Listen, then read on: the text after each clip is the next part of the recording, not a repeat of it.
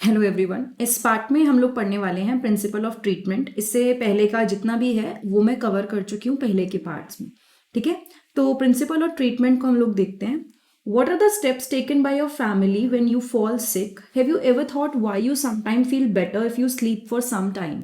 यानी कि आप जो बीमार होते हो तो आपकी फैमिली क्या स्टेप लेती है, और कभी आपने सोचा है कि आपको बेटर क्यों लगता है जब आप थोड़े टाइम के लिए सो लेते हो? तो based on what we have learn so far, अभी तक जो भी हमने सीखा है उसके according it would appear that there are two ways to treat an infectious disease.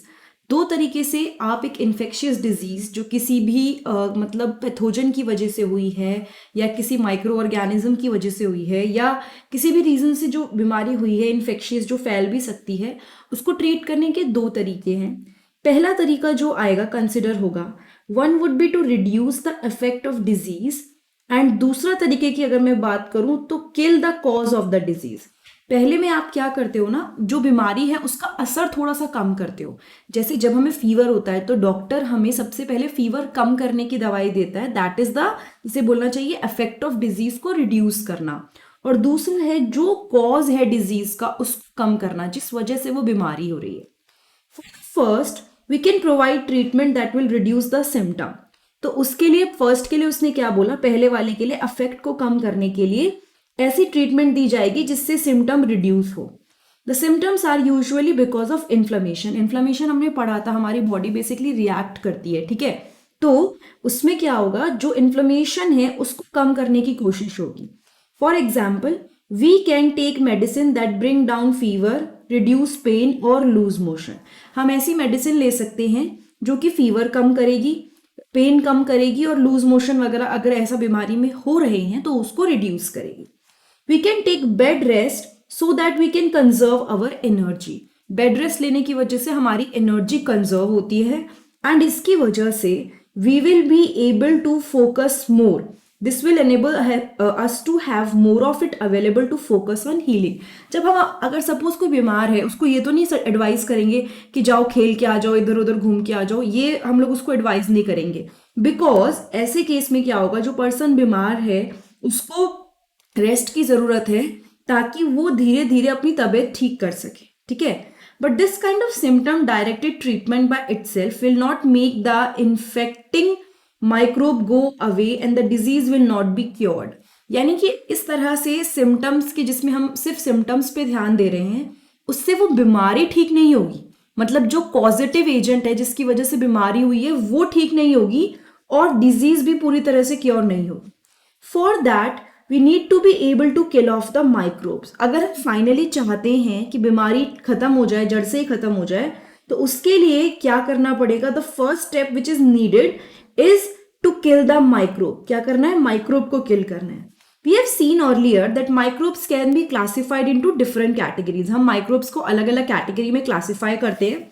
वो हो गए वायरसेस, बैक्टीरिया, फंजाई या protozoa. Each of these groups of organism will have some essential biochemical life process which is peculiar to that group and not shared with the other groups.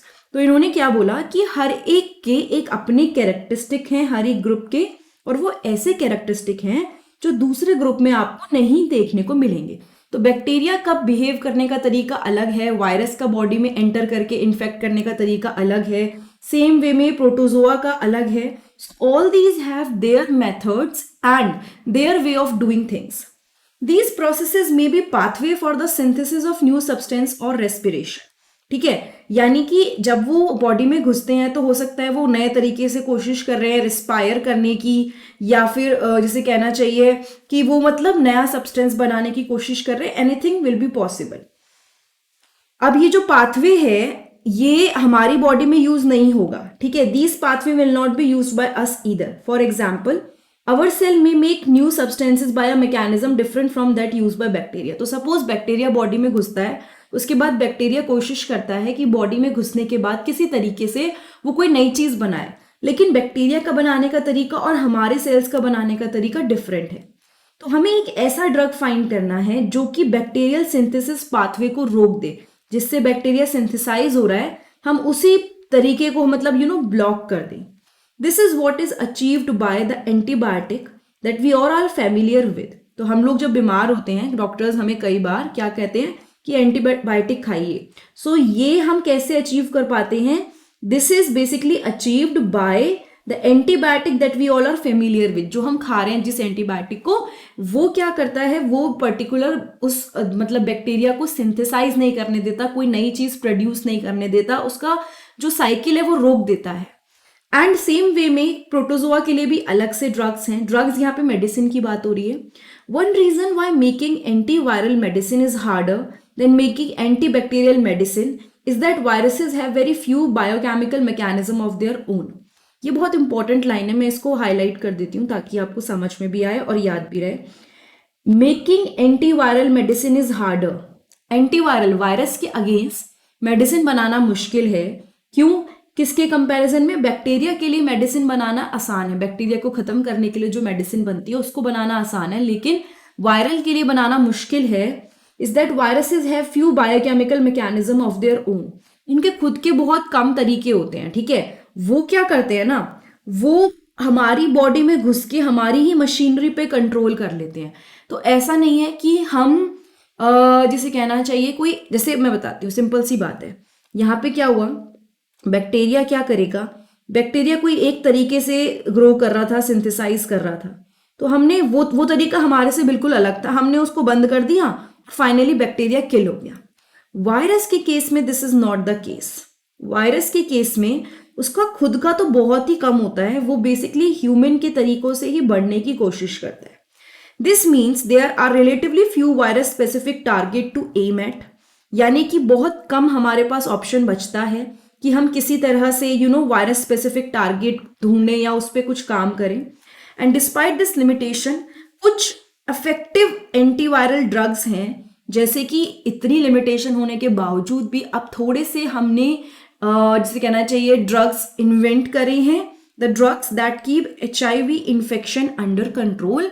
जो HIV जो infection है, ads जिसकी वजह से होता है, उसको कंट्रोल रखे। ऐसे उससे बीमारी क्योर नहीं होती है, but life expectancy can be increase. यानी पहले वो पर्सन शायद 4 years में मरता, लेकिन अब वो पर्सन की डेथ जो लाइफ प्रोबेबिलिटी है वो 6 to 7 years हो गई है। So that can be possible with the help of antiviral drug, but it is not completely curable. So it is the reason that जो हम लोग जब भी बात करते हैं वायरसेस के लिए मेडिसिन बनना बहुत मुश्किल है। अगर वायरस एक बार हो जाता है तो बहुत मुश्किल से ठीक होता है, एंड जो बैक्टीरिया है उसको फटाफट से एंटीबायोटिक लेके ख़त्म करा जा सकता है, ठीक है।